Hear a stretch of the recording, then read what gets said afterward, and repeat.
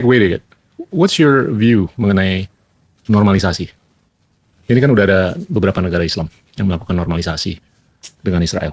Aku sih malah dari pertama tuh aku bilang, aku kagum sekali tuh sama mantunya Bapak Trump itu. Kok out of the blue dia bisa berpikir gitu. Dan itu kan mengejutkan Abrahamic dunia. Accord. Ya, Abraham Accord. Ya. Itu kan mengejutkan orang bahwa selama ini yang dianggap kita misalnya. Saya ini kan pernah hampir dikeluarkan dari UI karena pernah mencoba arrange HMI meeting, mengundang dosen-dosen atau mantan dosen yang saya kenal di Israel. Jadi waktu itu saya sama Mas Andi Wijayanto, terus kita dapat teguran. Sampai orang itu sampai sini, padahal orang sampai Singapura. Mereka kan biasa pakai paspor Betul, Amerika atau Eropa. Ya, terus sampai orang yang sampai sini, kamu berdua out dari UI. Karena coba sebegitu kita lihat Israel itu udah seperti apa gitu. Jadi banyak hal yang menurut aku tuh kita tuh kurang paham, malas baca, nggak ngerti sejarah, terus ya udah kayak pakem ya, jadi ikan pakem. Nah ini yang menurut aku nggak bisa ini diteruskan. Jadi aku selalu bilang bahwa kekuatan pikiran itu penting, dan ketika kita yakin dengan kekuatan pikiran kita, percayalah kita bisa ngerubah dunia. Ya. Apa yang kita sepakat. Dan apalagi kalau itu sebagai tempat yang kaya dengan ide yang inovatif, ya kan, dalam konteks teknologi dan segalanya. Betul. Kita angkat satu kali nyamat. Sebenarnya kan malu. Kenapa kita mesti mengangkat itu di dunia sana? Ya tapi kita nggak punya choice. Nah ini yang mau saya bilang tentang bagaimana kita itu harus mampu merubah nasib kita sendiri, bukan play a victim. Pak Gita, tapi kalau kita memimpin negara ini, memimpin kementerian ini, memimpin pendidikan kita dengan integritas, kita akan melahirkan manusia-manusia yang sehat sesuai harapan tadi, konskrip beneran. Karena sekarang kita konskrip bukan, tapi bela negara apa juga saya nggak ngerti. Apalagi ya, jangan salah. Sekarang bisa bedain nggak antara si bela negara sama gara-gara partai? Kalau kita tidak hati-hati, kita mendidik orang untuk akhirnya saling membunuh saudara sendiri, bukan membunuh musuh dari luar sana. Dan itu PR kita terbesar. Wow. Karena itu Indonesia sudah menyampaikan begitu negara Palestina diakui oleh Israel, Indonesia siap untuk mengakui Israel dan kita siap untuk membuka hubungan diplomatik dengan Israel.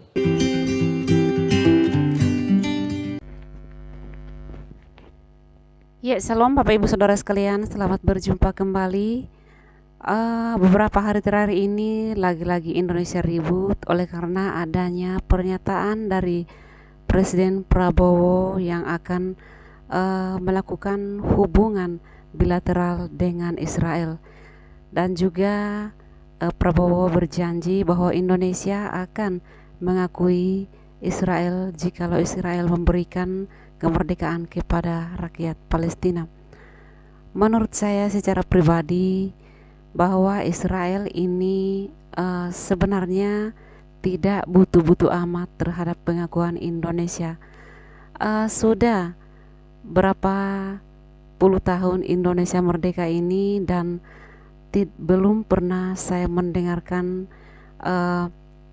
Israel ini mengemis untuk diakui oleh Indonesia. Tetapi sepertinya Indonesia ini memang sangat terlalu GR dan terlalu merasa hebat untuk mau juga ikut mengakui bangsa Israel. Tanpa pengakuan Indonesia pun Israel sudah menjadi sebuah bangsa.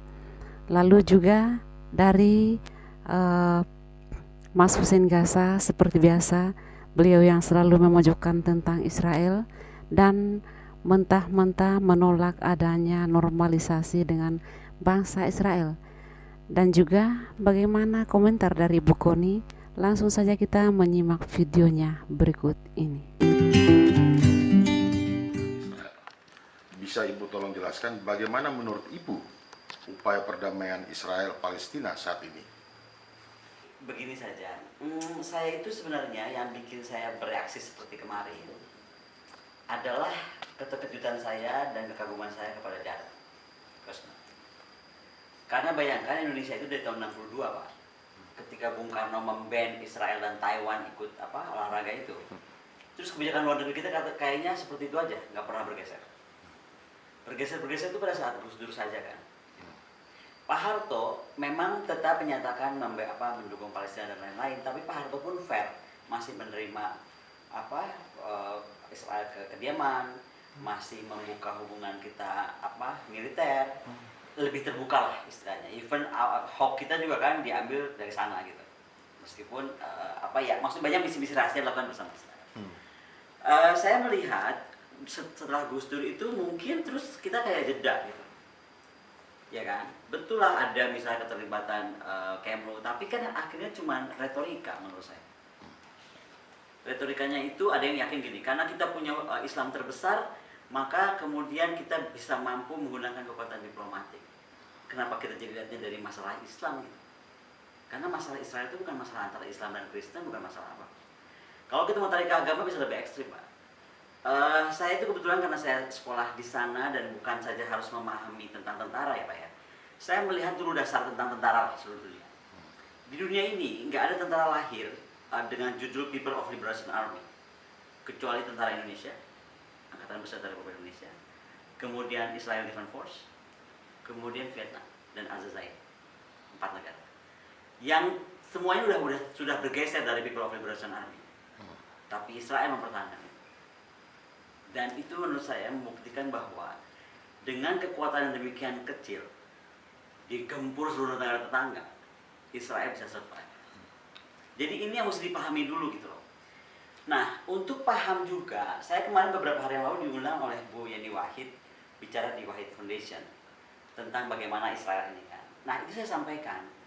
Dari reaksi yang saya lihat, orang-orang cenderung gini, oh kita hubungan internasional tuh paham bahwa ini sebenarnya telah terjadi apa sih, aneksasi lah bahasanya dipikir, soalnya kan aneksasi Israel sadis gitu.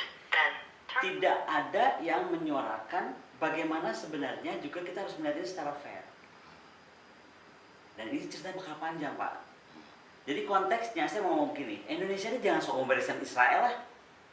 Laut Cina Selatan ini diberesin sebelah rumah kita, nggak bisa kok kita. Itu yang saya merasa terpukul. Jared anak muda diangkat baru jadi advisor presiden 2016, ya kan? Ya. 2017 dia sudah duduk dengan para negara Arab. 2018 dia proses apa saya nggak tahu. 2020 dia bisa membuat Abraham Accord keluar gitu.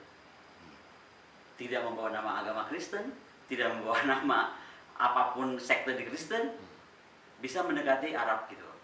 Kita yang katanya Islam terbesar, what did we do? Apakah si Arab bicara sama kita gitu? Kan enggak. Jangan salah loh, Israel pernah minta kita untuk menengahi. Ada, saya catatannya, maka saya tuh mohon maaf saya harus sambil buka catatan karena saya kan nggak hafal tahun ya. Tapi di sini dinyatakan betul bahwa Israel itu minta kita itu tahun sebenarnya 2006 ya, diplomat Arab Israel Ali Yahya udah bilang di Jakarta Post bahwa kenapa mayoritas Muslim Asia tidak suka Israel.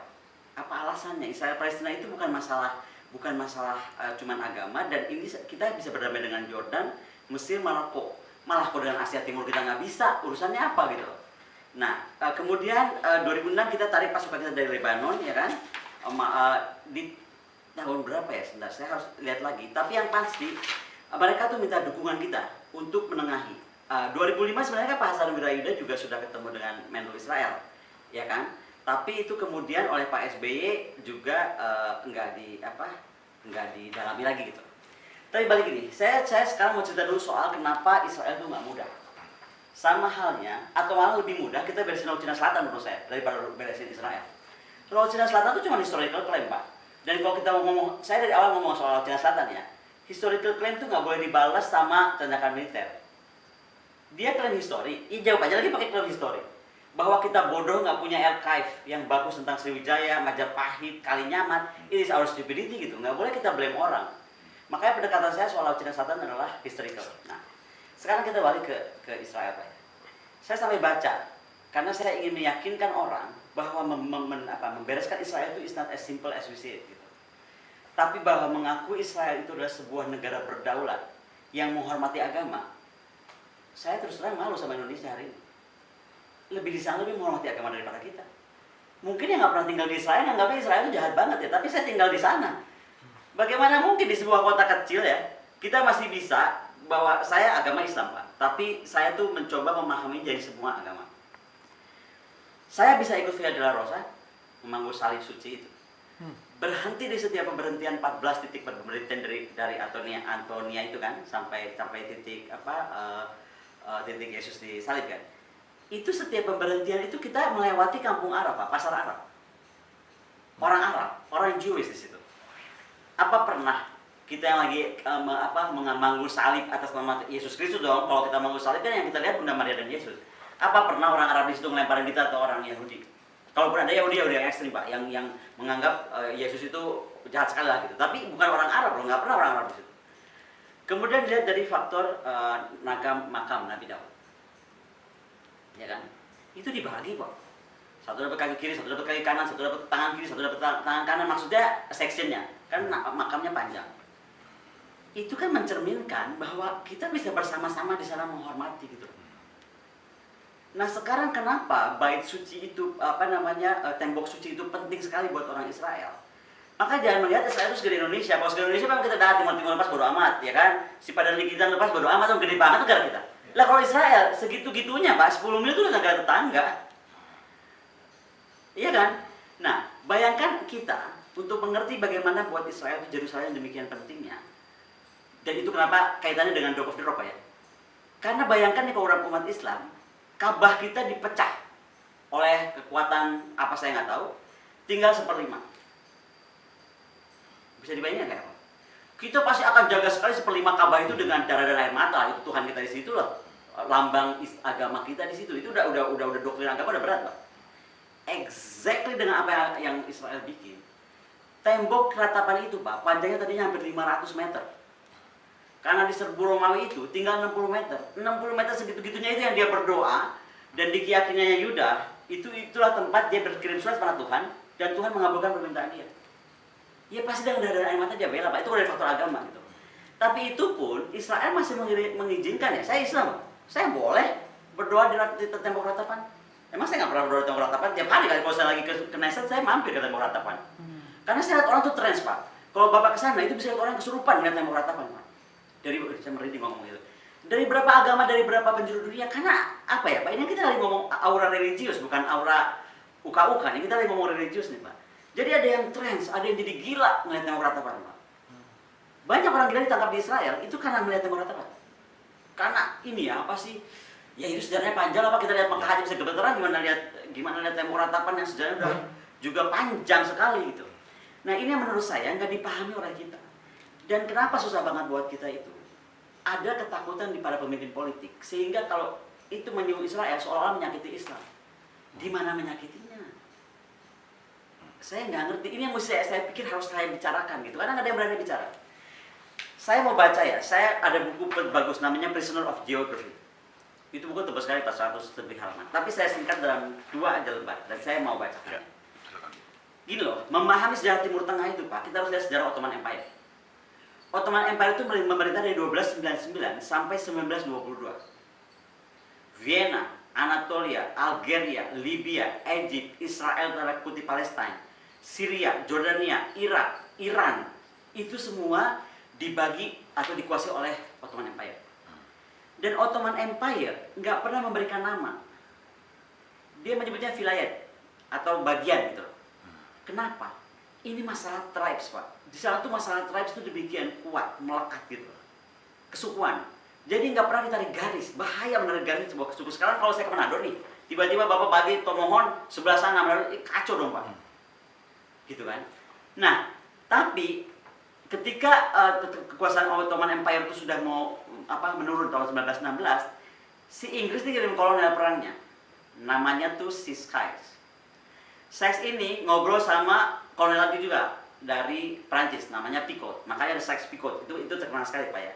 Mereka ini, si kolonel 2 ini mungkin ngobrol aja, oke kita bagilah ini udah perang dunia nih, gitu kan. Kita bagi aja region ini nih. North Line under France, ya. South Lines under British hegemony. Satu nih, ini tribes yang sama Ottoman Empire Pak, tidak pernah diganggu. Bayangkan kekuatan Islam bisa masuk ke Eropa dan begitu lama. Termasuk Mekah ya, di Mekah itu wilayahnya Istanbul. Bayangkan Mekah itu cuma negara bagian Istanbul. Itu karena Sultan Sulaiman paham sekali ini nggak bisa ditarik begitu aja dengan garis pemotongan wilayah. This is about tribes gitu yang sudah mendarah daging. Nah, si Sykes-Picot ini kemudian dengan menggaris line itu dia membetray leaders tribe di situ. Nah, pecah tuh pertama. Mereka betray gitu. Nah, kemudian juga ada masalah sekarang yang tadinya tidak ada batas Syria jadi ada batas Syria, tidak ada batas Lebanon jadi ada batas Lebanon, tidak ada batas Yordan jadi batas Yordan. Demikian juga Irak, Saudi Arabia, Kuwait, Israel dan Palestina. Nggak ada batas, tadinya dibikin batas, garis-garis aja kertas.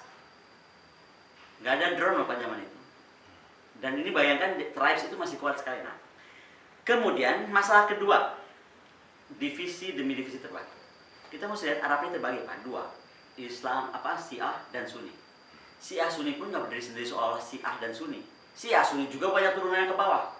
Sekali lagi ya, kita mesti ingat tribes. Nah, Sunni yang Syiah ini juga, misalnya contohnya begini Pak ya, yang Sunni menganggap dia ortodoks Muslim. Si Syiah menganggap mereka itu adalah komunitas yang harus memimpin Islam karena dia turunan Ali. Nah akhirnya dia ada doctrinal dispute nih di antara mereka berdua, ya kan? Dan ini masuk akhirnya kepada aliran. Satu masuk ke Imam Hambali, masuk ke Salafi, ya kan? Termasuk hari ini mungkin dianggapnya dianggap jihadis yang pemurnian Islam. Nah satu lagi itu masuk kepada Syiah yang percaya kepada 12 imam. Itu masuk adalah suku Alawi kemudian Drus. Nah mungkin saya ini agak konteks ini saya mesti ngomong Drus. Saya itu suka Drus karena saya sempat di sana Pak. Saya masuk komunitas itu, yang itu sebenarnya komunitas tertutup saya susah banget. Cuman karena saya di sana kan tamu pemerintah Israel waktu itu kan, sebagai peneliti, saya itu bukan cuma dianggap researcher karena kita nggak punya hubungan diplomatik, saya dianggap tamu negara. Makanya saya dikawal terus 24 jam oleh IDF, tentara IDF. Nah, sekarang kita sebelum itu Pak, datanglah si Eropa nih, si Inggris dan Perancis, ya kan? Dia enaknya gini Pak, leaders yang ini tribes ya, kembali kita tribes. Gue suka kepala tribes yang ini ngambil tribes kepala tribes itu, yang Perancis juga berbuat yang sama, jadi pecah. Makanya dalam titik sebelum saya terus ini saya mau ngomong begini, Indonesia ini siapa? Perancis sama Inggris sama gara-gara nggak bisa bikin apa-apa. Kan kalau kita mau tarik ke sini, betul nggak Pak? Kalau kita mau tarik betul, tariklah ke Perancis sama Inggris ini kan gara-gara mereka duduk kolonelnya, duduk bagi-bagi kertas gitu loh. Ya udahlah lu di South, gue di North lah gitu kan. Tapi itu merusak semua tatanan di Timur Tengah gitu. Saya harus cerita dari Timur Tengah karena itu baru masuk nanti ke intinya. Nah, kemudian gini, akhirnya apa yang terjadi? Resultnya ya, ketika membagi utara dan selatan. Irak Syiah itu nggak pernah menerima Sunni government. Oke. Apalagi Karbala itu dan Najaf itu adalah kota suci mereka, karena Ali di situ dan Husain dimakamkan. Si Eropa gila ini main ngasih aja. Ini gue suka leaders yang Sunni nih, gue taruh aja di sana si Sunni itu udah kelas Pak. Bayangin sebuah kota suci dengan orang suci mereka dipimpin oleh orang yang saingan politik mereka gitu, kan kacau. Nah, Ottoman Empire itu tuh waktu mengontrol dari mulai pegunungan Kurdi Pak, itu masuk ke Syria dan itu Islam Sunni. Ini saya cerita lagi bagaimana hebatnya Sultan Sulaiman. I adore him so much Pak. Setelah Alexander the Great saya paling hormat tuh sama Sultan Sulaiman. Kemudian masuk ke arah bawah tuh ada River Tigris sama Efrat. Nah, itu sampai ke Basra. Dan itu run by Syiah. Jadi di pegunungannya by Sunni, ke bawahnya by Syiah. Nah, ini kemudian membagi sebenarnya tempat-tempat Mosul, Baghdad, dan Basra. Oke. Jadi dulu kalau kita lihat sebelum pembagian ini, dulu kita sebut 3 tempat itu, Mosul, Baghdad, Basra itu sebagai Assyria, Babilonia, Sumeria. Nah, kompleks lagi kan. Bayangkan nih divisi of divisinya, saya bilang dari divisi-divisi makin pecah gitu kan. Nah, ketika Persia itu mengkontrol itu di bawah Alexander the Great sampai Umayyad Empire, ya kan? Dengan tenangnya tiba-tiba si British masuk, dibagilah dengan cara pemikiran Kristen, Trinitas. Ya kan? Makanya akhirnya membuat Irak itu jadi mess banget. Kita sebutnya unholy mess of Iraq. Dia satu-satunya tempat yang akhirnya menjadi kacau. Dipercaya kalau dalam ahli-ahli geografi dunia ya, ahli-ahli geostrategi dunia, siapa yang bisa memimpin Irak itu berarti bisa memimpin dunia, karena itu tempat yang betul-betul panas sekali Pak. Persaingan agama tadi saya berkatakan divisi dan lain-lain. Saddam Hussein bisa bikin itu. Makanya kemudian begitu Saddam Hussein dieksil, selesai. Itu menjadi bibit baru lagi. Jadi saya bisa paham kalau ada salah mengerti bahwa kebencian Islam seolah-olah pada Kristen, karena kan yang datang ini seolah-olah orang Kristen, seolah-olah ya sekali lagi orang Kristen gitu. Padahal yang nggak sesimpel itu. Saya bilangnya ada masalah perang, ada masalah orang menang kalah. Saya makanya bela Israel dalam perang Yom sekarang jadi kayak aneksasi. Saya nggak semudah itu bilang itu Israel aneksasi, orang dia menang perang. Lah dia lagi tidur nih baru dikasih negara sama Inggris, digeburin, ya dia lawan terus dia menang, ya dia dudukin lah. Masa kalau udah menang perang dikasih lagi? Ini ambil gitu. Kan nggak mungkin, nggak logik gitu. Nah makanya sekarang tuh aku pengen kita tuh bisa lihat jujur masalah ini dari dasar. Jangan cuma melihat seolah-olah perang agama, gitu loh. Orang dubes Palestina aja bingung kan, kita ngapain gitu sebenarnya, bukan perang agama. Nah, kembali Pak ya, ketika Saddam 90 itu mencapai Kuwait, maka itu mengganggu mengganggu Amerika dan akhirnya invasi Irak. Nah, at the same time Pak, kita lihat Hashemite Kingdom. Hashemite Kingdom itu lahir di 1918. Yaitu tadi, si Inggris ngambil lagi si peta, ya kan? Enak aja dia bagi, Saudi Arabia dikasih sisi Saudi Arabia, si satu lagi sisi Transjordan, yang sekarang jadi Jordan, dulu namanya Transjordan Pak. Nah, Amman menjadi capital city-nya Jordan, ya kan? Sekarang si Hashemite itu nggak semuanya dari Jordan, dia banyak juga yang dari Arab juga. Sekarang bisa Bapak bayangkan betapa pusingnya itu, ketika mereka attack Israel, Palestina terpojok, si Arab Palestina itu masuk ke Jordan. Jadi di Jordan sekarang ada 6,7 juta orang Palestina yang hidup di Jordan. So it's a complex mess gitu loh, mau bicara soal the Palestine ini gitu. Nah, kembali si Prancis juga bikin yang sama kepada Lebanon tahun 1920. Itu kan Jordan 1918 Pak. 1920 Prancis bikin yang sama kepada Lebanon, ya kan? Dan akhirnya Beirut itu menjadi kacau karena ada Syiah Islam, ya kan? Ada another Syiah, another part juga. Nah, jadi yang mau saya bilang, akhirnya sekarang Tripoli itu ada 80% orang Sunni. Israel Palestina itu hanya bagian kecil dari sejarah panjang Arab dari tadi yang saya bilang tahun 2000 tahun. Yang sebenarnya kalau mau marah hari ini, kita tuh mesti marah atau mesti dorong Turki marah kepada Perancis dan Inggris. Itu kenapa buat saya Abraham Accord kemarin, saya hormat betul kepada apa yang dibuat oleh Trump, dibuat oleh Jared terutama. Kalau Trump menurut saya sih oke lah, dia sih rada-rada lah. Tapi kalau Jared menurut saya anak muda, nggak pernah sekolah hubungan internasional, dia businessman, mau duduk dengan orang-orang Arab apapun juga itu, ya kan? Mau dan bisa menghasilkan sebuah akord gitu. Itu nggak main-main Pak. Kita mesti dia justru respect itu. Nah tadi pertanyaan Pak Waro misalnya, kenapa bukan pengen kita jadi punya hubungan diplomatik? Karena menurut saya apa yang Jared bikin itu betul. Bagaimana mungkin misalnya Bapak berantem berdua, saya cuma kenal Bapak, nggak kenal beliau. Terus saya main dudukin aja, Papa duduk, kita duduk bertiga. Dia akan ngomong, lu siapa? Betul nggak Pak? Lu siapa? Nah, saya ngalamin ini Pak karena saya pernah sempat menjadi penasihatnya HMI. Jadi tahun 2000 berapa? 2010 apa berapa tuh? Saya diundang ke HMI, waktu itu anak HMI itu mau buat perdamaian Timur Tengah. Maksudnya Israel Palestina. Akan diundang semua negara Islam, kalau nggak salah 130 Pak, negara Islam, kalau nggak salah ya. Terus saya tanya dong, udah rapat semua sampai tengah malam kan? Kalau rapat HMI waktu itu masih di mana tuh Pak? Masih di Penogoro. HMI yang kantor masih itu. Nah, saya udah pindah. Anyway, terus saya tanya, Israel ini siapa? Wah, nggak boleh dong Bu Israel masuk sini. Wah, katanya kalau masuk sini kita hajar. Lah, coba bayangin Bapak, mahasiswa Islam mau mendamaikan Palestina dan Israel. Saya tanya siapa orang Israel, saya malah jadi dimaki gitu istilahnya. Tapi waktu saya saking ingin pengen berdamai, saya mendorong waktu itu. Akhirnya saya sama Pak Andi Wijayanto. Saya kan di UI Pak. Jadi saya sama Mas Andi, Mas kita dorong deh nih. Apa yang terjadi Pak? Begitu rombongan Israel tiba di Singapura ya, baru Singapura. Saya dipanggil UI, saya dan Mas Andi. Sampai masuk sini kalian berdua dari tuan hari ini jadi dosen. Bayangkan efek Israel itu Pak. Kita yang baru mau niat cuma manggil, saya kan juga cuma mau niat manggil yang dari Tel Aviv Uni dan dari link saya di Israel. Itu aja jadi hukumannya seolah-olah lu harus keluar dari UI karena. Nah, Bapak bisa bayangkan, jadi pemikiran saya tentang Israel ini sudah bukan lagi cuma di grassroots Pak, even kampus.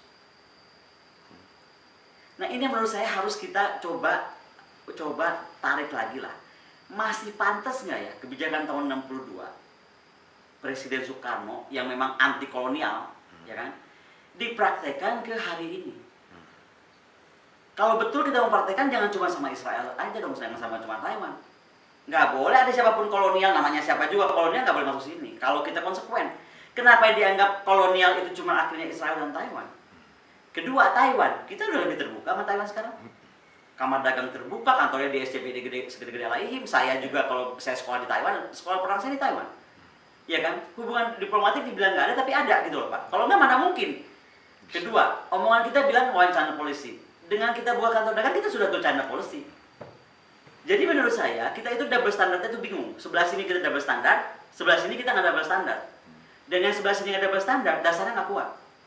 Melihat seolah-olah tadi aneksasi terhadap Palestina. Betul Pak, namanya perang pasti ada pelanggaran. Tapi doesn't mean kita harus membuat seolah-olah perang itu salah, kan nggak begitu. Loh, orang kalau perang cuma dua hal kok, dibunuh atau membunuh. Dan kembali harus diingat, Israel itu segede pelok Pak, seperti Indonesia. Jadi jangan dibilang, wah masa, ada yang jawab kepada saya, sebutlah namanya karena malu, orang pers penting.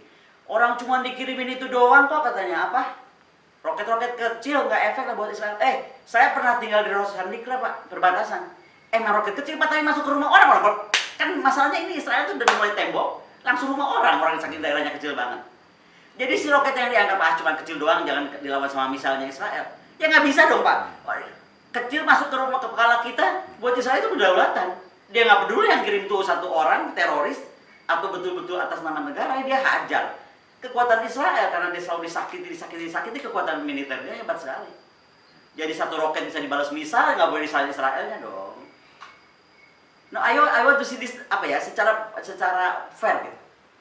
Sekarang misalnya gila, Indonesia lah misalnya diserang sama golongan-golongan orang yang pengen menjadikan ini negara khilafah. Misalnya nih Pak, dibom lah dari mana tiba-tiba istana negara. Oke. Kira-kira TNI bergerak nggak dengan segala macam tank dan segala macamnya itu? Ya diserbu lah, dicari pasti kan. Karena yang diserang itu adalah daerah itu gitu. Iya kan? Ini saya lagi menggambarkan nih, ada daerah kecil yang diganggu. Nah, itu makanya nggak mungkin. Oh dia pakai ketepel. Oh dia pakai roket. Oh berarti Israel juga harus pakai roket. Nah, kayaknya begitu di pemikiran kita ini seolah-olah Palestina kecil lah. Dia kan cuma gerombolan Hizbullah lah, inilah itulah. Kenapa mesti dihajar sama misal? Kenapa?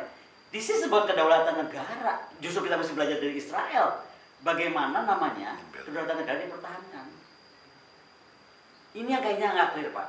Makanya saya setuju sama Gus Dur. Hanya Gus Dur kan yang berani bilang, lah Rusia, Cina, agamanya apa gua nggak tahu. Istilah kalau bahasa gaul sekarang gitu. Kita punya hubungan diplomatik. Terus Israel dia nggak apa-apa. Kembali ke keberagaman agama Pak. Druze itu kan tinggal di Golan Heights. Si Druze ini terbelah Pak. Jadi Druze ini kaum yang secara ajaran agamanya, secara keyakinannya, dia itu harus menghormati tanah air. Jadi dia sangat menghormati di mana tanah dia injak, air dia minum, udara dia hirup. Bapak bayangkan kaum Druze itu Pak, dia kan di pegunungan Golan itu. Ketika pecah perang Golan Heights, mereka tuh terbelah. Jadi tadinya kita bersaudara di kakak, begitu garis lain ditentukan kemenangan, saya sama Pak Waro sudah beda. Bapak hormat sekali kepada Syria, ya kan? Saya hormat sekali kepada Israel, karena saya terbagi di situ. Demikian konsekuensi. Nah, Israel menghormati itu Pak, bahwa ternyata orang-orang Druze itu menghormati di mana tanah dia itu. Artinya apa yang diberikan Israel? Dia boleh punya bendera sendiri. Bendera Druze itu bintang 5 Pak, merah kuning hijau kayak benderanya kaum B itu. Tapi itu sebenarnya ada represent. Biru itu warna apa, kuning ada pantas, saya lupa lagi. Bukan, by the way ada buku itu saya bagi deh. Saya cerita soal Druze. Nah, jadi kemudian dia menghormati 2 nabi Pak, yang kita nggak kenal. Kita kenal tapi nggak kita hormati seperti itu. Nabi Syuaib. Amin di Quran Nabi Syuaib disebut tapi saya nggak tahu fungsinya apa Nabi Syuaib. Di Druze Pak, itu dewanya. Maksudnya itu nabi paling tinggi sehingga dia punya 2 hari raya. Hari raya Nabi Syuaib, satu lagi saya lupa, tapi hari raya Nabi juga. Nabi yang juga sama nggak bekennya. Kita kan taunya Nabi Muhammad, Nabi Isa gitu kan. Karena dia melihatnya demikian. Itu pun dihormati oleh Israel, diberi hari libur nasional menghormati the Druze. Saya mohon maaf Pak ya. Makanya kalau saya tuh selalu ngomong kita itu siapa gitu. Karena begini, saya tinggal di tempat yang menurut saya kaum menengah ke atas. Saya Islam Pak.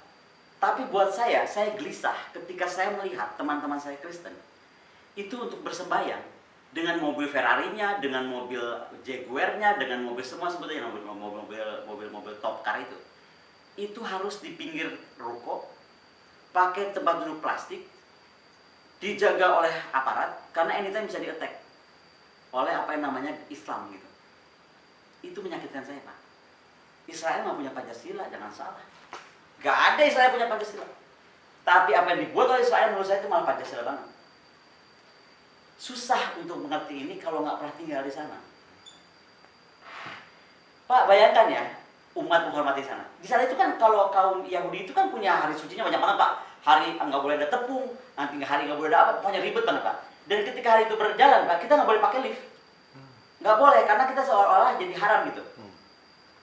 Atau ada kalau ada liftnya banyak Pak, ditentukan ini hanya lift untuk the Jews gitu, karena dia sedang ada hari sucinya itu. Semua Pak yang agama Kristen, di sana kan banyak Kristen, banyak Arab juga di Israel itu. Yang hormat Pak, nggak akan pernah dia itu. Saya kan pernah di sana, kan saya nggak tahu nih. Apaan sih ini lama banget lift, aku masuk aja. Ya ampun pas saya datangin rabi, disuciin lagi, wow, pacar ribet banget. Si liftnya disuciin lagi, sayanya juga dibersihin, wah jadi kayak dianggap kuman. Itu faith loh Pak, gila aja kan.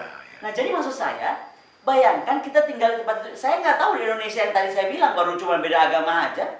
Orang nggak boleh bangun gereja sembarangan, orang nggak boleh beribadah sembarangan, di rumah diserbu, karena dianggap rumah bukan tempat ibadat. Di mana Pancasilanya? Terus kita mau damaiin Israel. Kalau gue jadi Perdana Menteri Israel, gue bilang, halo, beresin dulu rumah lu. Beneran Pak, saya ngomong as it is ya, karena saya nggak tahan gitu loh. Kita menjadi munafik gitu. Itu aja. Jadi maksud saya coba pahami Israel itu juga dari masalah yang mendasarnya dulu. Gitu loh. Kira-kira itu. Ada lagi yang lain? Berikutnya Bu, Iya. pertanyaannya adalah, jadi seharusnya menurut Ibu, bagaimana menurut Ibu, mengapa Indonesia tidak efektif untuk bisa berperan ya dalam perdamaian ini? Tidak akan efektif Pak, karena tadi kita tidak coba memahami Israel. Saya nggak usah ngomongin negara lah Pak. Tadi saya bilang, kalau memang Indonesia jago banget, kenapa yang depan matanya nggak beres-beres? Udah ada ASEAN, udah ada CAFTA, macam-macam apalah perjanjiannya ASEAN itu. Kenapa itu Laut Cina Selatan masih aja berantem? Itu yang jauh, yang deket Pak, yang cuma berapa mil dari sini, 1.800 mil kalau nggak salah, malah kurang. Dari ujung Tanimbar ke arah Maluku itu 1.800, ke arah Laut Cina Selatan 1.800. Berarti kita dari sini mungkin cuma sekitar 800 mil. It's very close. Bayangkan kita mau beresin Israel itu jauh banget, kan? Nah, jadi gini, nggak bisa kalau kita tidak memahami orang yang berantem itu kenapa. Jangankan antar negara, suami istri aja Pak, atau kawan sahabat. Kalau saya nggak kenal si A, ya tadi saya bilang dengan baik, juga dengan si B yang sedang berantem dengan baik, bagaimana saya mau tahu akar masalah mereka? Nah, saya ini bukan diplomat atau bukan dubes Israel buat Indonesia, tapi saya sedang coba terangkan, itu loh, pahami dulu sejarah panjang tadi. Sehingga yang harus kita ajak duduk bersama, saya tuh bingung kadang-kadang Pak ya. Kalau memang kita mau pakai power diplomat, katanya kita kekuatan diplomatnya sangat besar. Negara Islam didengar sekali suaranya. Oke, kita nggak bisa mampu mempengaruhi negara Arab seperti Jarod. Buat gue udah kayak tamparan, oke? Oke, sekarang upaya Jarod udah kerjain itu. Apa yang mesti kerjain? Mampu nggak kita dudukin Inggris dan Perancis? Coba lu duduk lagi deh. Gara-gara lu berdua duni, gara-gara namanya si siapa Pico dan Sykes itu, kacau di negara Timur Tengah. Coba deh, garis lagi, duduk lagi bareng. Itu coba. Indonesia bisa nggak? Saya menyedihkan. Memboikot sebuah negara hanya buat kepentingan politik lokal. Boleh nggak saya bahasakan gitu? Betul. Dan akhirnya membodohi seluruh rakyat Indonesia. Kenapa saya bilang membodohi seluruh rakyat Indonesia? Pak, banyak banget yang kita bisa maju karena Israel. Emang itu Thailand Pak, bisa jadi negara penghasil buah paling hebat dengan rasa yang demikian manis, demikian apa udah, kalau Thailand udah paling jago dia. Apa namanya itu bioengineering ya? Rekayasa engineering itunya. Dari mana Pak? Ya dari Israel. Saya ini pernah membawa ke waktu itu kalau nggak salah Lombok. Ada yang minta tolong saya, pejabat DPRD-nya minta tolong saya untuk membuat bagaimana daerah sana itu jadi hijau. Terus bikin program 1.000 sapi itu bisa bagus. Ya kan? Bagaimana pertanian bisa mengalahkan Thailand. Saya langsung kontak saya di Israel, sahabat-sahabat saya kan. Bantu dong nih, Indonesia mau gini. Oke, gue terbang. Mereka itu kan orang sangat apa ya? Kalau orang belum pernah tinggal di sana, bayangin gini, pernah ke Bandung nggak Pak? Orang Bandung itu kan gampang kenal, gampang baik. Orang Israel itu kayak gitu mentalnya Pak. Ramah, terus seru gitu. Even IDF itu Pak, walaupun kita diperiksa apa segala macam, tapi pakai ngobrol. Jadi bukan yang galak kayak apa gitu, enggak. Saya contohkan Pak, kan nyebelin tuh Pak kalau kita lagi lewat perbatasan dari Jordan mau masuk itu. Biasanya gitu Pak, nggak pakai langsung penerbangan ya. Saya kan biasanya kalau lewat penerbangan dari UK memang udah langsung, tapi biasanya saya masuk lewat Jordan karena kemana dulu. Nah itu lewat bus. Bus itu harus lewat perbatasan yang di bawah itu Pak ada sebuah sistem alat segala macam yang anti bom. Kan dulu kan pernah ada di bom bus itu. Mereka masuk nih Pak, sebentar. Paspor kita diminta. Okay. Kalau ada apa-apa kita suruh turun, buka deh kopernya. Dan itu random. Mereka by feeling aja. Kan mereka masih muda-muda, anak-anak IDF yang masih baru muda. Tapi mereka tahu turis itu penting buat Israel dan tahu banget orang macam bete banget kalau kopernya dibuka-buka. Bapak tahu apa attitude mereka itu? Dibukain lah koper, diajak ngobrol, ketemu minyak wangi.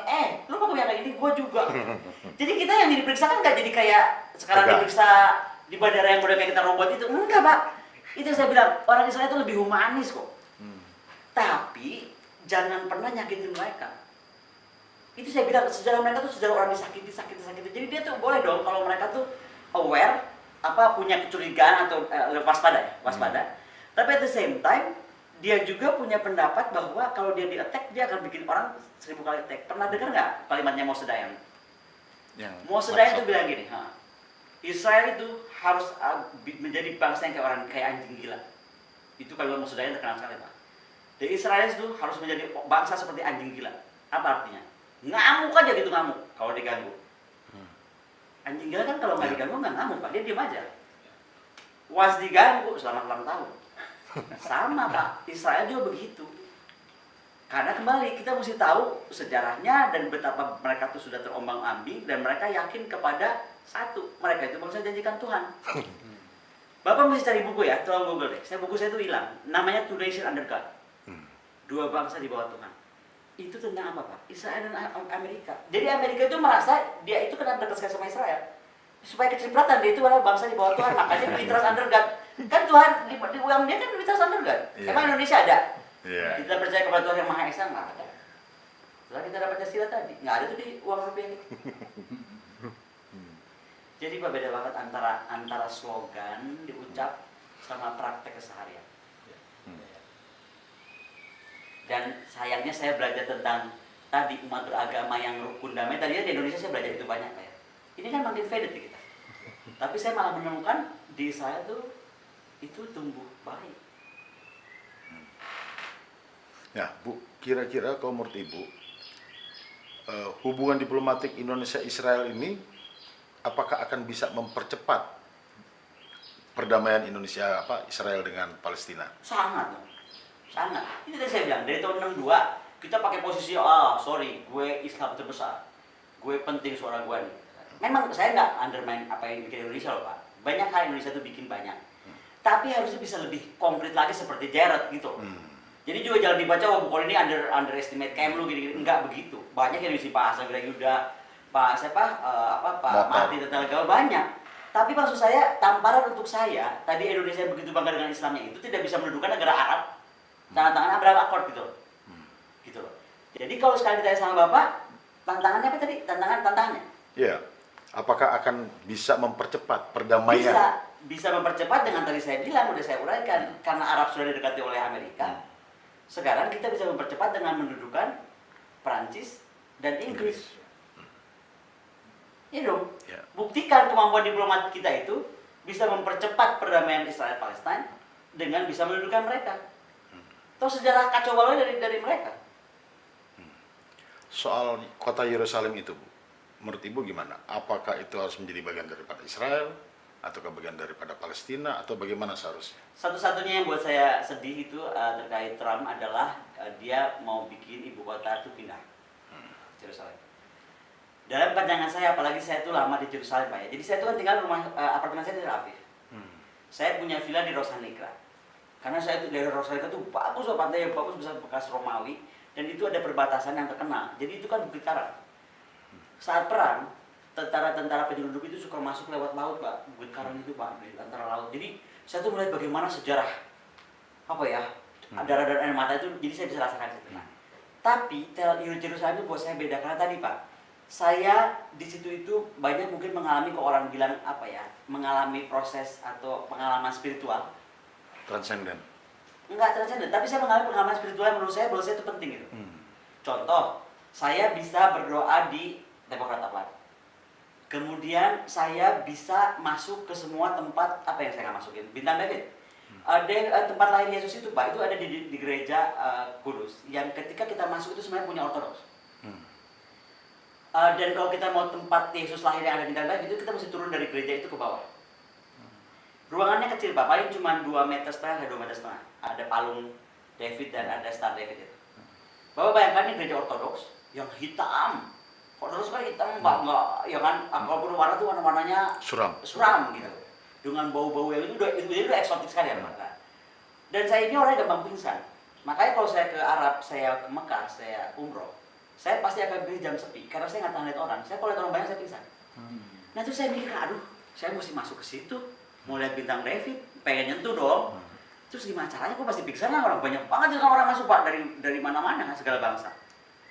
Terus saya kasih tahu sama pendeta Ortodoks, kamu lihat pilar itu, kamu pegang. Kamu tas pilar itu, kamu berdoa. Mau sama Bunda Maria kan, itu gambar seperti itu. Atau sama saya tadi kamu berdoa, kamu pengen masuk situ, dan kamu pengen kosong, karena kamu gampang pingsan. Believe it or not, Pak. Saya pegang itu pilar. Jadi kalau itu pilar itu ada Bunda Maria di sebelah kanan, Pak, dekat si turunan. Saya pegang, saya bilang, Tuhan kalau memang kamu ada. Saya udah bagi Tuhan aja, gue gak tahu yang mana Tuhannya kan. Tuhan kalau ada, sekarang saya pengen nyentuh bintang David. Saya cuma pengen sendirian, atau sama yang dampingi saya dari yang ikut. Untuk foto, bahwa bukti saya udah pegang bintang David. Jadi tolong kosongkan itu sebentar, kalau memang kamu ada. Serius Pak. Saya mendekat Pak, itu bisa kosong terus, semua orang pada hilang. Saya turun ke bawah, Kosong. saya pegang bintang David dan senyum trik gitu kan. Terus sentuh bekas palungan, udah gitu masuk orang banyak. Saya keluar udah aman. Coba. Jadi kalau dibilang, itu contoh saya mengalami itu. Terus kedua, kenapa saya mengangkut salib? Karena saya itu kan tersentuh sekali dengan perjuangan Yesus waktu utamanya gara-gara filmnya Mel Gibson. Buat saya tuh Mel Gibson tuh canggih saya lah Pak. Maksudnya bikin film bisa merasakan penderitaan Yesus seperti itu ya.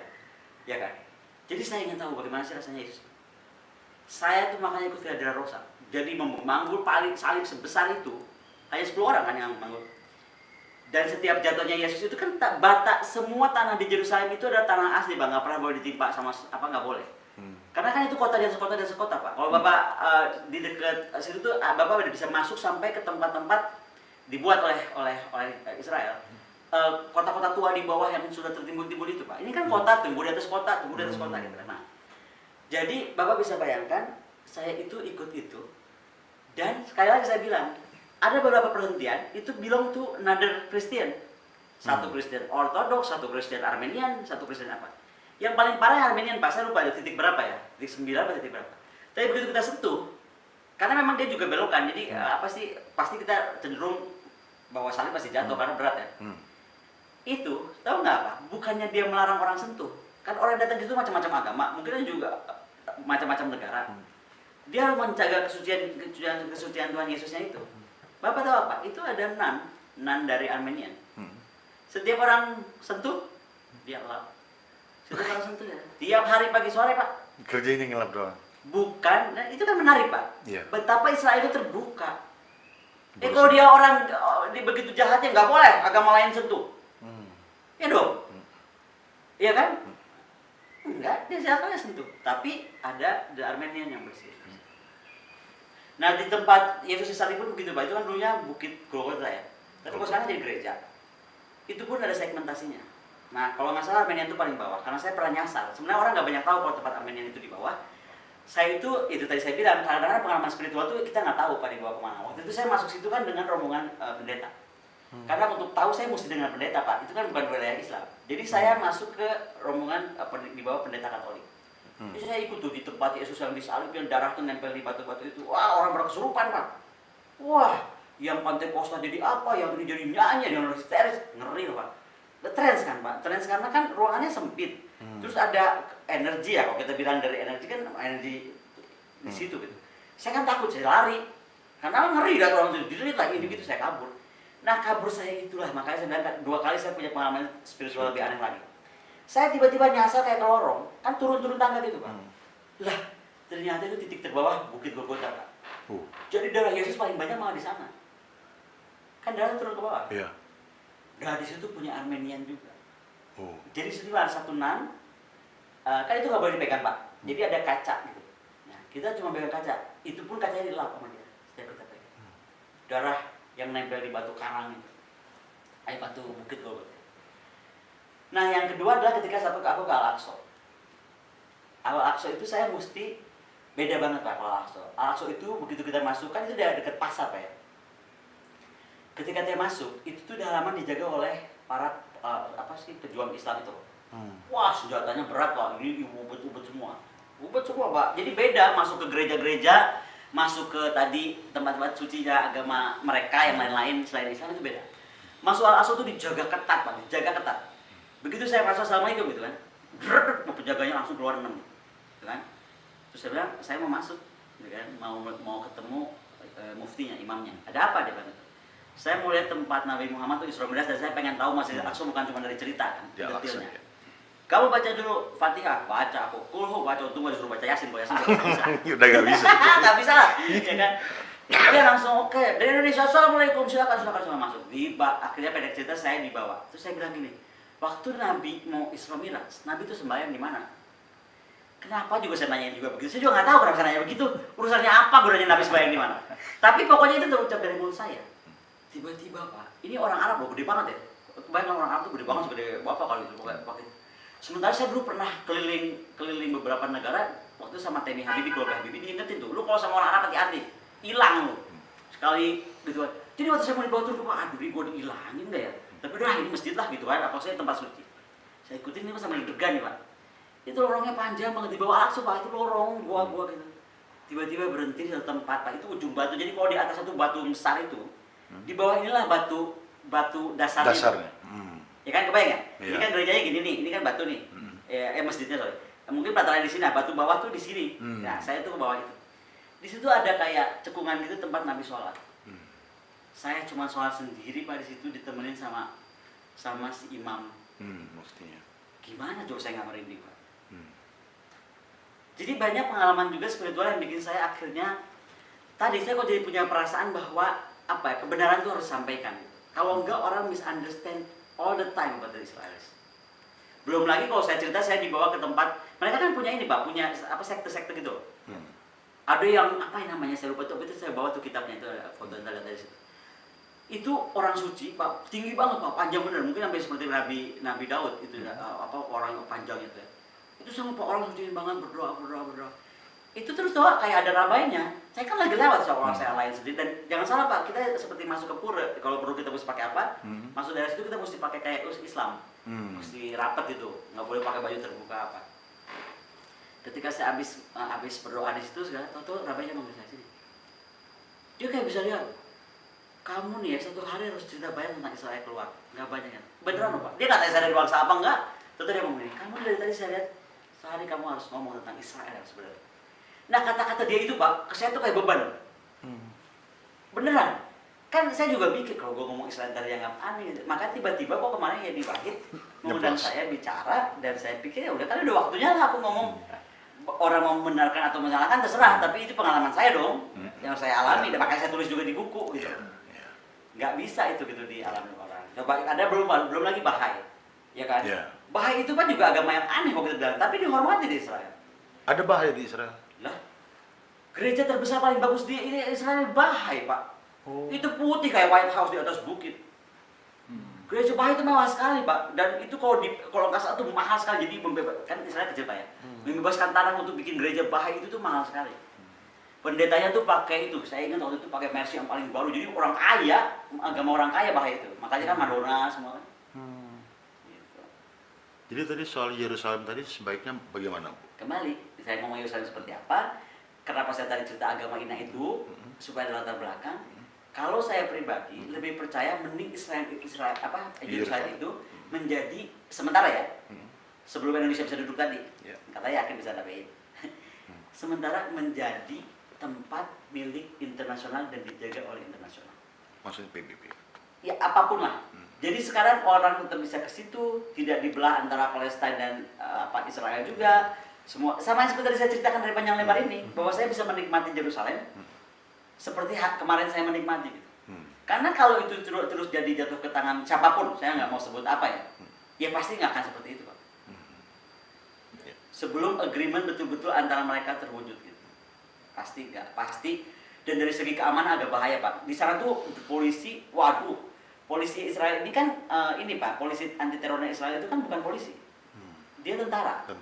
Tentara Special Forces yang di BKO kan ke polisi. Makanya itu yang saya dari awal juga ngomong kenapa di polisi kita tidak seperti Israel aja gitu loh. Ya. Berikutnya Bu, bagaimana seharusnya peran Indonesia dengan kerjasama antar agama yang bisa dikembangkan antara Indonesia, Palestina, dan Israel? Konkretnya itu gimana? Saya tuh pernah diundang berapa kali oleh Kedutaan Besar Amerika terlibat dalam interfaith dialogue. Itu kan namanya interfaith dialogue. Yeah. Saya pernah diundang berapa kali dengan juga tokoh-tokoh rabai, tokoh apapun. Interfaith dialogue oke. Interfaith dialogue oke. Mengerti itu iya oke. Tapi sekali lagi, bisa nggak kita juga konsekuen sebelum pengen interfaith dialogue untuk di Israel? Berwujud nggak interfaith dialogue buat Indonesia? Yeah. Kalau interfaith dialogue buat Indonesia wujud Pak, nggak ada saya lihat saudara-saudara saya Kristen sembahyang di pelataran. Mereka akan sembahyang di gereja. Jadi saya orangnya realistik aja Pak. Rumah lu aja belum beres, lu ngomongin interfaith dialogue, ngomongin dalam negeri deh. Jangan dulu pengen ngomongin interfaith dialogue di negara orang. Ya. Ya. Bu, mungkin kembali yang tadi Bu, yang soal hubungan Indonesia dengan Israel gitu. Apa sih untung dan ruginya apabila kita tetap seperti ini, dan apa untungnya apabila kita membuka hubungan dengan? Saya mau bilang ruginya banyak, tadi sudah singgung ya. Thailand bisa menjadi maju sekali karena hubungan dari Israel, pertaniannya. Gus Dur menyinggung soal powernya George Soros, itu keuangan dunia. Kita dari faktor keuangan, apa segala macam, bisa ada solusi. Kemudian, atau bisa belajar lah. Kemudian gini, bayangkan Israel itu sebuah negara yang nggak punya misalnya contoh resource berlian. Israel nggak punya berlian, Pak. Nggak ada satupun tanah Israel yang ada berliannya. Tapi siapa sekarang pemain berlian dunia? Kalau Bapak ke perusahaan Israel berlian, Bapak kaget. Semua di sana. Itu kan hebat banget Pak, negara nggak punya apa-apa tapi menjadi apa-apa dan malah mengontrol dunia gitu. Itu dari faktor tadi ya, ekonomi, resource, terus faktor keuangan, terus tadi faktor pertanian. Defense, jangan dikata Pak, Amerika yang segitu hebat aja Pak. Itu kerjasama riset dan developmentnya menciptakan alat-alat pertahanan itu bersama-sama Israel. Yang paling baru saya mau sebut yang lama Pak ya. Yang paling baru itu tanggal 8 September kemarin di launch Skylord. Skylord itu anti drone-nya Israel kerjasama dengan Amerika, tapi ilmunya banyak dari Israel. Jadi sekarang Angkatan Udara Israel dan juga Angkatan Darat yang anti udara itu pakai drone Skylord. Amerika nih Pak, Amerika belajar dari Israel soal pertahanan. Contoh kedua, Cina bikin Jen kan, Jen fighter. Indonesia mau bikin pesawat tempur yang sama Korea, sampai sekarang kan nggak jadi.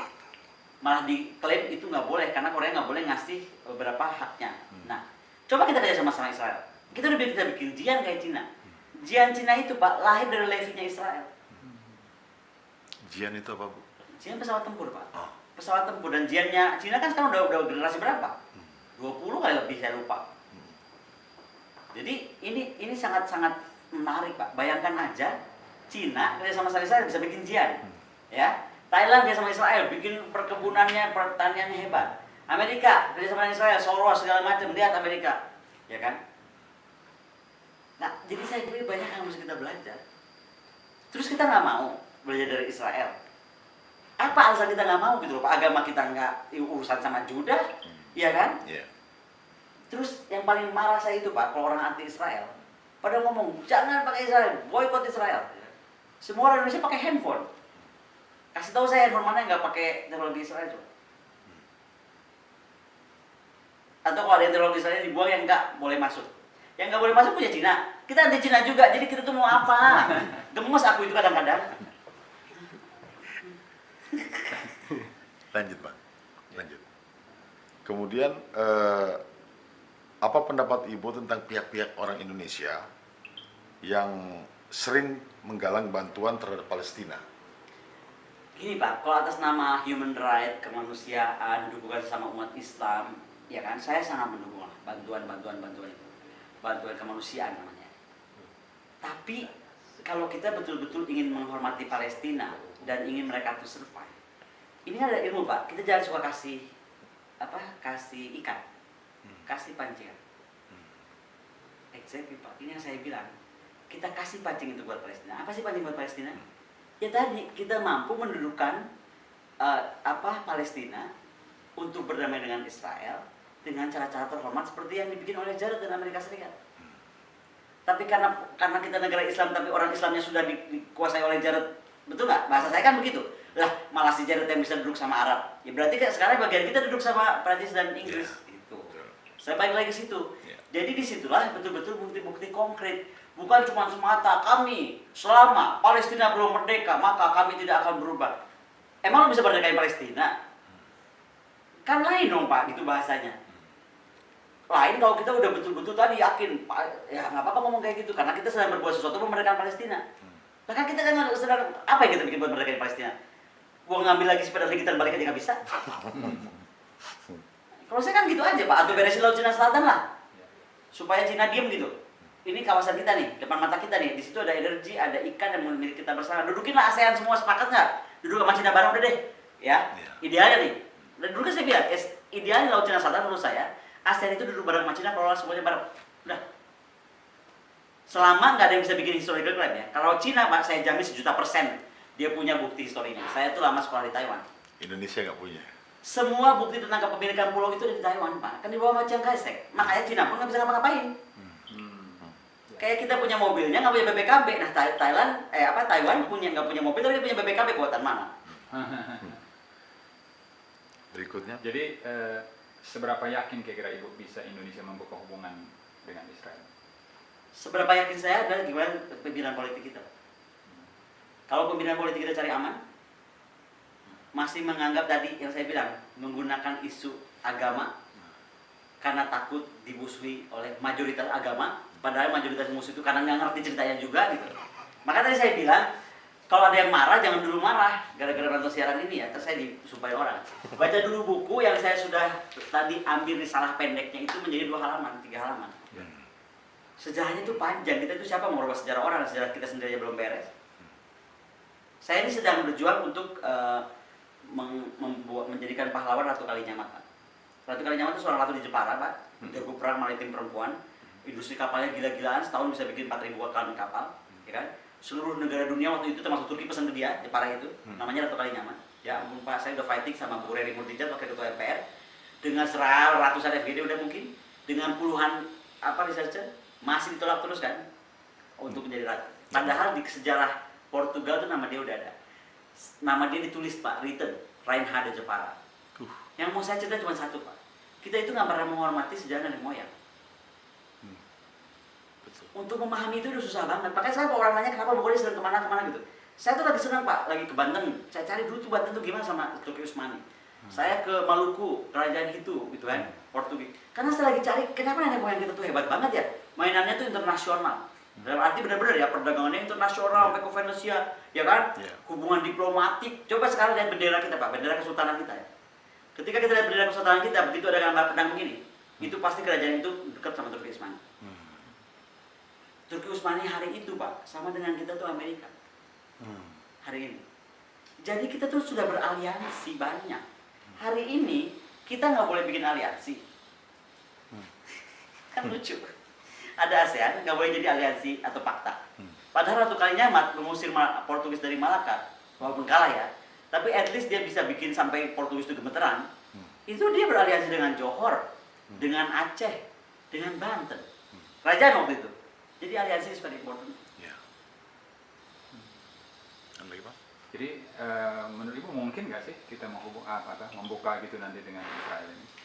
Mungkin kalau tadi posisinya kita jelas, kan tadi sudah jawab Pak. Mungkin kalau politik solidaritas parsialnya dihilangkan, mungkin kalau kita tidak berdasarkan pikirannya agama, itu hilangkan dulu. Bahkan kita lagi nggak bicara agama nih, kita bicara geopolitik. Ya, tapi sebenarnya kan mungkin persoalannya orang sudah tahu gitu ya. Tapi yang mana persoalannya? Yang itu tadi. No. Makanya saya sengaja baca buku itu dan saya singkat 2 halaman. Nggak banyak yang tahu Pak. Orang Bapak saya lagi ngomong buat Wahid Institut kemarin ada yang ngomong gini. Ibu kau ini dalam Islam itu ada surat Al-Maidah. Kenapa jadi bawa surat Al-Maidah? Gue mau jadi bingung. Kita lagi ngomongin Israel Palestina. Ibu kau ini saya Islam dan dalam Islam itu kita ada surat Al-Maidah bla bla bla gitu. Saya bilang Israel juga punya surat.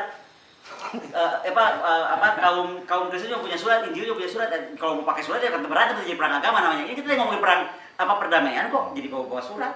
Nah itu berarti Pak yang Bapak sampaikan nggak banyak yang tahu. Maka saya cerita kenapa untuk memahami mereka pahami dulu Turki dan Ottoman Empire-nya. Itu panjang. Pahami si Pico itu dan Sykes yang cuma tanda tangan berdua lu sana ya, Prancis, Wesley ya gitu. Enak aja dia nulis di kertas sesuatu yang tidak pernah diganggu oleh Sultan Sulaiman, karena di sana tuh masalah tribes itu very sensitif. Tribes dan area tribes. Tadi kan saya cerita dari Kurdi sampai Efrat. Bu, satu lagi Bu, soal kalau kerjasama pertahanan dengan Israel ini Bu, program konkret apa yang saat ini dibutuhkan oleh Indonesia? Pak, kalau banyak itu sebenarnya banyak, dan saya nggak boleh ceritakan ya. Tapi bahwa ada orang Israel kerjasama ke Kemhan gitu atau mengarah ke Kemhan ada. Bahwa sekarang kita banyak hal-hal persenjataan ataupun penginderaan atau apapun surveillance yang dibeli dari Israel ada. Pertanyaannya, langsung ke Israel? Tidak. Harus lewat negara ketiga, either Singapura, either Moskow, either apa. Apa yang terjadi? Mahal sekali. Satu. Kedua, dapatkah kita teknologinya? Tidak dapat. Pak, tentang teknologi pertahanan itu gampang ya. Kita nggak mungkin bisa ada transfer teknologi. Teknologi itu kan mahal. Teknologi itu cuma bisa didapat dengan dicuri atau kita belajar untuk kerjasama. Ketika kita mau dapat, kita mesti beli parsial dong besar. Nggak mungkin nih orang beli 100 pesawat sama orang beli 5 pesawat dibagi teknologinya yang sama gitu loh. Nah, sekarang yang untung siapa Pak? Negara-negara yang tadi ketiga itu, karena dia ada pesanan dari sini terutama Indonesia contohnya juga, atau juga beberapa negara yang mungkin juga munafik saya nggak tahu. Ya dia akhirnya bisa dapat teknologi Israel karena akhirnya dia jadi seller Israel terbesar. Sementara kita yang sangat perlu malah nggak bisa. Kebayang Pak? Dan saya paling nggak tahan itu Pak, kenapa sih semuanya mesti hidden gitu, mesti kayak rahasia. Emang kenapa kalau kita ketemu orang Israel? Emang kenapa kalau ada kamar dagang Israel di SCB dia mau diserbu gitu kan? Enggak juga. Negara harus hadir, nggak boleh dong. Kan ada yang bilang, Bu Koni ekstrim lah, nggak boleh lah Bu bukan hubungan diplomatik, hubungan kamar dagangnya dulu. Oke, bisa nggak dia bangun seperti Taiwan, bikin di SCBD aman-aman aja? Jangan-jangan dia bikin terus kita jadi diserbu, kita jadi bingung sendiri. Jadi jangan dulu mendamaikan Israel yang jauh itu Pak. Di Indonesia dibenahin dulu lah, bikin kamar dagang Israel misalnya, atau apalah yang resmi ya. Kalau nggak resmi banyak Pak, di Surabaya ada, di Bandung ada, di Jakarta juga ada. Banyak kok. Paling tinggi kedutaan ya Bu ya? Tapi itu bisa, paling tinggi dalam sebuah hubungan diplomatik normal ya kita membuka kedutaan. Karena ketika kita membuka kedutaan besar, berarti kan kita menghormati kedaulatan dia. At the same time mereka juga menghormati kedaulatan kita. Itu kenapa di sebuah negara ketika ada kedutaan besar kita, itu kan semua hak tanah air kita ada di dalam wilayah kedutaan. At the same time, siapapun di sini, ya itu wilayah kedaulatan dia gitu. Itu lebih berat ya Bu ya? Bukan lebih berat, itu harus ke sana. Karena tadi saya bilang, ngapain sih kita dari tahun 62 sampai sekarang masih membawa luka lama anti kolonialisme? Kan itu bahasa, kalau Bung Karno kan dulu menganggapnya kan itu dia mengkolonisasi Palestina. Tapi kan sejarah tuh nggak sependek itu gitu loh. Gus Dur sudah memberi juga jalan ke sana. Gitu. Kenapa kita enggak? Toh sekarang jalan membuktikan kita yang nggak ada urusannya juga malahan musuhin Israel. Oke, kalau nggak punya malu nggak apa-apa juga. Tapi maksud saya apa nggak nyesek gitu. Sementara teknologi Amerika aja minta ke Israel, beberapa negara ke Israel, terus kita harus lewat negara-negara lain gitu. Hanya karena muka kita tuh jadi pakai topeng, seolah kita Palestina gitu. Aku nggak tahan lagi deh kalau sampai harus menjadi munafik seperti itu dalam keadaan negara seperti ini, Pak. Ya, tadi menarik tuh pernyataan Ibu yang mempertemukan Indonesia mengambil peran mempertemukan Prancis dan Inggris gitu. Itu siapa yang harus melakukannya, Bu? Tergantung levelnya apa. Kalau misalnya Bu Menlu, dia harus bertemu dengan Menlu Prancis, Menlu Inggris. Tapi kalau sudah level ke presiden, ya presiden harus bertemu dengan Presiden Prancis dan atau Perdana Menteri Inggris dan Ratu Inggris. Ya. Apakah kira-kira ada kendala? Sebenarnya nggak ada ya, menurut saya. Ada. Ada. Kendala kita nggak jelas maunya apa. Kendala kita nggak jelas maunya apa. Saya tuh sebenarnya nggak ngerti kok kita anti Israel itu kenapa. Karena sekali lagi ya, saya nggak lihat efeknya ke Indonesia directnya apa. Betul Pak, kita solidaritas itu betul banget. Menghormati sesama ini, sesama itu betul. Cuman kok jauh-jauh ke Israel dan Palestina. Itu yang saya bilang, saya ngeliat saudara saya sekarang Kristen itu Pak, sembahyang di plaza peleteran begitu pakai kursi plastik. Saya tuh nggak terima gitu batin saya. Jadi terus gimana lu mau ngomongin Palestina gitu, saudara lu sendiri yang diurusin? Ekstrim kan saya, tapi saya jadi begitu karena saya melihat nggak bisa ini dipelihara terus kemunafikan seperti itu. Itu baru Kristen Pak ya, belum lagi agama kepercayaan. Pak, Israel menghormati, emang Drus tuh nggak, Drus Pak, to some extent, itu ada yang bilang itu kepercayaan, Bahai, sorry. Drus ada yang bilang itu agama, lebih ke agama lah, Drus, tapi itu kan mix dari Syiah, kemudian Hinduism dicampur aduk sama Drus, kalau kita lihat kasarnya ya. Tapi Bahai, atau apa sains itu apa, agama baru tuh? Christian Science. Itu kan besarnya di Israel. Itu kan kalau kita ngomong aliran maksudnya Pak. Itu aliran dong. Sekarang Pak, kita punya aliran demikian hebat ya. Batak itu Pak, punya Parmalim. Tinggi banget. Sunda punya Mimitan, hebat banget. Jawa punya Kejawen, hebat banget. Saya nggak tahu lagi Manado punya apa Pak. Mungkin di Ambon sana punya apa saya nggak tahu. Di NTT juga. NTT Pak. Itu kan banyak sakti-sakti Pak orang NTT itu. Beneran Pak, saya kan soalnya saya orangnya senang suku terasing Pak. Jadi saya kalau ke Baduy, saya belajar apa? Saya orangnya senang suku terasing. Jadi saya kalau ke suku terasing ya pasti saya belajar dong agama mereka, kepercayaan mereka. Itu di kita nggak dihormati kok. Sekarang saya pernah baca koran, ada orang punya patung, tiba-tiba rumah itu punya patung dari keluarganya turun-temurun, mau dia sembah tiap hari juga urusan dia, betul nggak Pak? Rumah-rumah dia. Itu digempur Pak sama tetangga, dianggap tidak Islamis. Negara hadir nggak? Saya mau ceritain ini Pak, supaya sebelum kita seperti jagoan teriak-teriak gitu loh, beresin negara orang, mbok ya gitu loh, negara kita ini Pak diberesin. Kita tuh dalam titik gawat. Makanya saya cerita banyak tentang Israel dengan bagaimana mereka bisa menyatukan agama segala macam gitu kan. Saya bukan kerja di travel agent Pak, bukan begitu maksudnya. Tapi lagi cerita bagaimana tinggal di sana itu saya merasa nyaman, ya kan? Nggak dibelah-belah antara saya agama apa. Waktu saya duduk berdoa di tempatnya Daud pun itu juga nggak ada yang ngapa-ngapain. Depan saya itu ortodoks, kan ortodoks juga lain Pak, ada ortodoks yang itunya ungu, hijau, lain-lain saya juga nggak ngerti lah. Tapi ya hormatannya cuma kita juga gerut-gerutan aja. Gitu. Jadi itu yang terjadi Pak. Ya teman-temanku, para sahabat layar kesaksian, itulah kita saksikan bersama-sama apa yang disampaikan oleh Ibu Koni adalah fakta. Saya secara pribadi mau mengatakan bahwa justru Indonesia ini sangat-sangat rugi jikalau tidak melakukan hubungan bilateral dengan Israel. Tetapi belum tentu dan apakah juga sudah bisa dipastikan bahwa Israel juga akan menerima jikalau Indonesia mengajukan hubungan bilateral, karena Israel itu sudah sangat paham dan sudah sangat tahu kepribadian Indonesia ini seperti apa. Kita jangan terlalu GR mau mengatakan bahwa sepertinya Israel itu sangat haus pengakuan dari bangsa Indonesia. Ini adalah pemikiran yang sangat-sangat sempit dari kita sebagai warga negara Indonesia ini. Namun mari kita terus berpikir cerdas, melihat potensi yang ada di Israel sana. Semoga kiranya video ini bisa menjadi perenungan bagi kita semua. Jangan terlalu sok untuk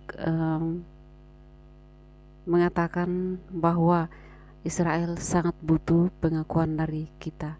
Demikian video ini, Tuhan Yesus memberkati dan sampai jumpa.